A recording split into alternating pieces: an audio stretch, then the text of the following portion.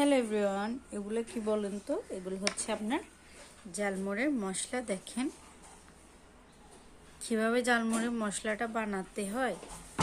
এই রেসিপিটা কিন্তু আমার ভিডিওর মধ্যে আপনার ইউটিউব চ্যানেল অ্যাবিয়াকি কুকিং হাউস এবং ফেসবুক পেজ অ্যাবিয়াকি, ওই পেজের মধ্যে আমি আপনাদের সাথে আপলোড করে দিব। যারা যারা এই মশলার রেসিপিটা জানতে চান অবশ্যই আমাকে কমেন্ট বক্সে জানাবেন। দেখেন জালমুড়ি নিয়ে রেডি, জালমুড়ি চানাচুর, তারপর হচ্ছে আপনার মুড়ি।